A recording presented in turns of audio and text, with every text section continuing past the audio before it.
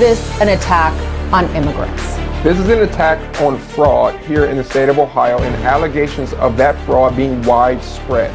There's a rule called pay and chase, and the idea is that we'll pay it out because we want to get the money into the hands of people, and then we'll chase the fraud. Welcome back, and thanks for being here. Make sure to like the video. It helps the channel keep bringing you these stories.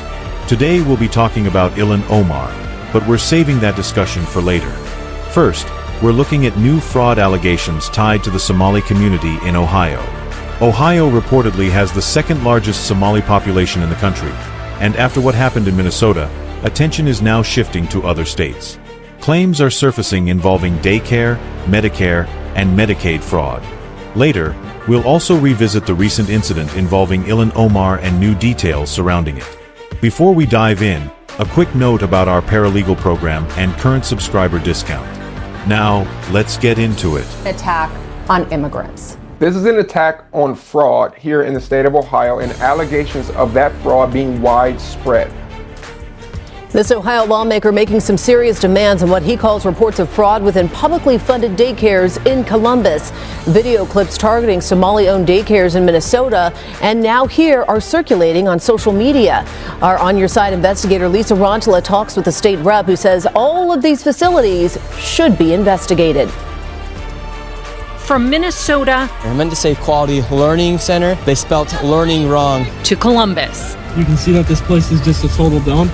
More people are targeting Somali-owned daycares, looking for kids and suggesting fraud. Would you call these video clips allegations or would you call them proof of fraud? That's just an allegation of fraud. Now State Rep Josh Williams, who is running for U.S. Congress, sent this letter to the Ohio Department of Children and Youth, calling for more unannounced inspections and attendance audits of all publicly funded daycares in Ohio. He also wants to pull state and federal funds on the suspicion of fraud, opposed to a charge or conviction. We're saying the funds have to stop until you prove that it is not fraud moving forward. I mean, you go through some of these inspection reports and you do see non-compliance when it comes to attendance.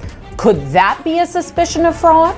Yes, that can be a basis of suspicion of fraud. Of the 578 publicly funded daycares in Franklin County, I looked through inspection reports for the first 20. Here's what I found. More than half was subject to a state inspection within the last 3 months. More than half were also found to be... I have long been disturbed in the benefits community. There's a rule called pay and chase, and the idea is that we'll pay it out because we want to get the money into the hands of people, and then we'll chase the fraud afterward.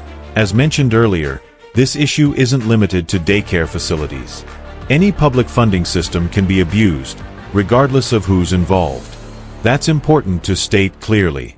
Recently, an Ohio attorney spoke about another form of fraud involving care for the elderly and disabled, and it raises serious concerns.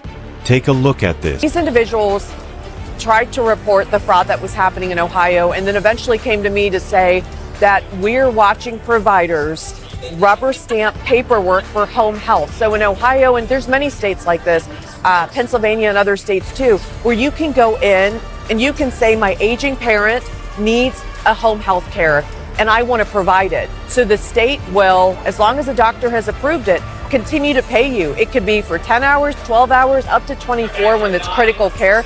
So you could sit at home without caring for an elderly parent who really doesn't need it, make about $75,000 to $90,000 a year. Now you add two parents, that's $180,000. Now you add your in-laws, $250,000. You continue to add this and you wonder, what are the services being provided? So a lot of providers came and said, fraud is occurring because we said we weren't going to rubber stamp this paperwork, so they went to other providers. Their home healthcare network saying, we'll make it worth your while. Well, sounds like a kickback to me. So we really need to investigate the Medicaid system and how much it's increased since the Somalian population came and who really needs critical care, because that's meant for our disabled, our elderly, and people who really need it. not to just live off our system. And that's what's happening in Ohio. I think it's ridiculous. I think it's despicable. But authorities are now looking at it from the Attorney General's office to the U.S. Attorney's office. I flagged them all because this is Ohio tax dollars and we have to take it seriously. I'm tired of people telling me, well, this is the way it's always been. It's subjective and we can't really check. No, you can. Audit America, audit Ohio now. And I'm pushing. The push to crack down on fraud has to apply across the board. This isn't isolated to one or two groups. Fraud exists in many communities, and that's the reality. Supported a new bill to fight fraud inside publicly funded daycares in Ohio. There are about 5,000 of those in the state. However, I did ask the Attorney General specifically about more concerns on social media surrounding Medicaid and Somali healthcare aides and providers. Yost would not tell me who his Medicaid fraud unit had indicted or charged this past year. Instead, he told me to check out his website. So I did. And here is what I found. In 2025, the Ohio Attorney General's Medicaid Fraud Control Unit charged or saw the convictions of 67 fraudsters or suspected fraudsters who took more than $8.5 million combined. 3 were found to have stolen more than $1 million taxpayer dollars each.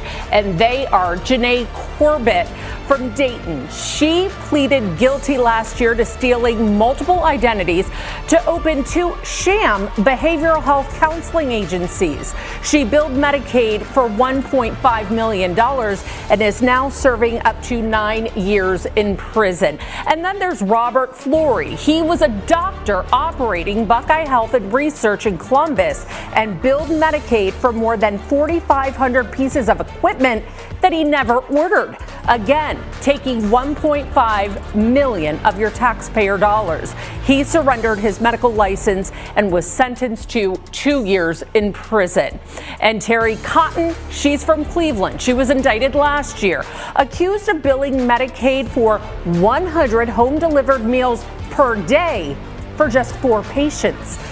Online, the word staged is still trending after this incident, even days later. That alone shows how many people remain skeptical and continue to question what really happened. Let's look at one post that captures why people are questioning this situation. The individual accused of attacking Ilhan Omar doesn't fit the profile many expected, and people are pointing that out online. There's also the detail that the substance involved was apple cider vinegar. That raises an honest question. If someone isn't harmed or in real danger, does it qualify as an attack? This isn't about dismissing threats against her, but about being accurate with language. I'm not convinced this meets the standard of an attack. Let me know what you think in the comments. Share the video, subscribe if you haven't, and thanks for watching.